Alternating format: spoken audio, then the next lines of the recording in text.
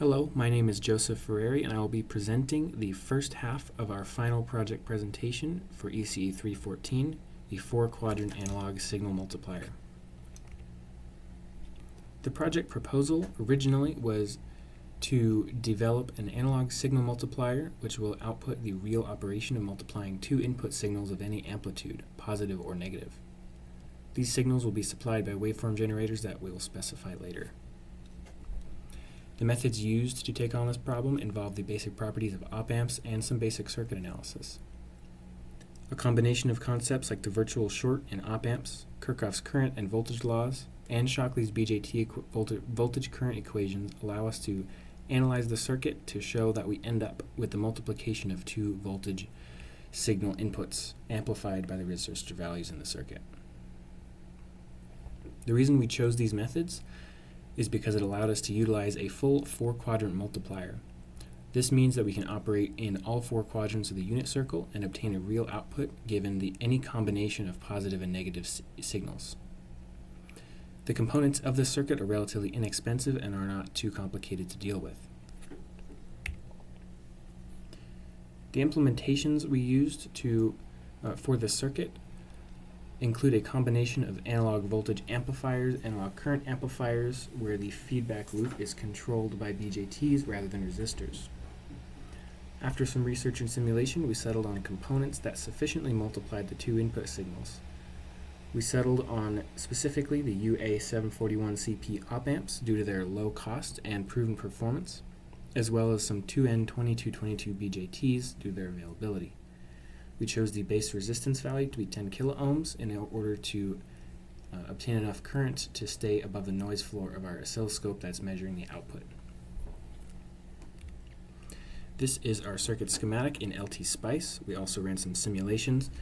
As you can see, here is the first voltage input, the second voltage input, and the voltage output in this inverting op-amp over here. Along the circuit, you can see the current amplifiers and our base resistance value of 10 kiloohms. The op-amps are all supplied by positive and negative 15 volts. Just here, here, and here. Here is the simulation result of inputting two sine waves of 2 volts amplitude. Here is the result of a 5-volt square wave and a 2-volt sine wave. Here's the result of a 5-volt square wave and a 2-volt sawtooth, output in red. This is the physical circuit that we built, just prototyped on a breadboard. You can see the first input here, the second one here, and the output here. This is the 15-volt power supply, positive and negative, and here is the 5-volt VDD used to supply the BJTs. Given the basic prompt to multiply different signals in hardware, we believe that this is the best choice for the problem. We weren't given specific thresholds to meet, but the output gives sufficiently close to the expected theoretical result, and the 4-quadrant method is ideal compared to the single-quadrant method, as we can get any amplitude of signal output. We had two sources for our inputs. The first source was an Arduino module called the 809833, and our second input was powered by a handheld waveform generator. Both of our sources were able to produce a triangle, sine, and square wave. One issue we had about our data was that the Arduino module was only able to have a 1-volt amplitude for sine and triangle waves, but a 5-volt amplitude for the square wave. We had to use our second source, the waveform generator, when we wanted to multiply anything against sine or triangle, since we could have a greater amplitude. All of our signals were running at 150 Hz and were all in the first quadrant. During our tests, we noticed a lot of noise. The main reason for this is because we are not using ideal components.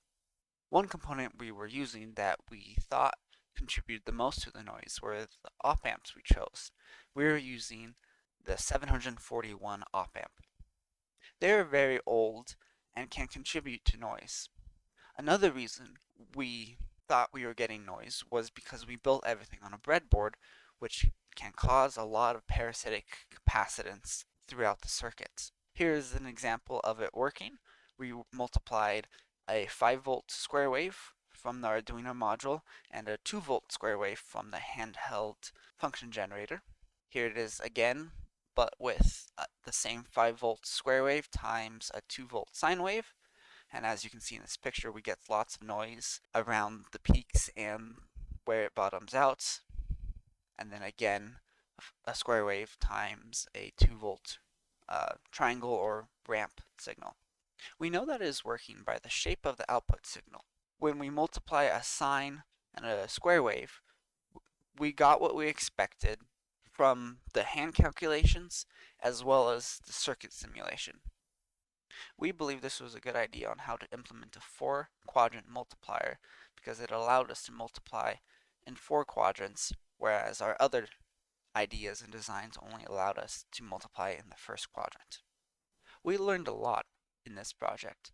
We learned how to interface with an Arduino module to generate some signals. If we were to build this again, we would like to build it on a PCB rather a breadboard because that might reduce some of the noise since we do not have as much parasitic capacitance through the rails of the breadboards. One possible application for this project would be an AM transmitter, more specifically the modulator. At a high level, an AM modulator multiplies the carrier signal and your data signal together. In summary, this project helped us to understand real-world examples of signals in systems.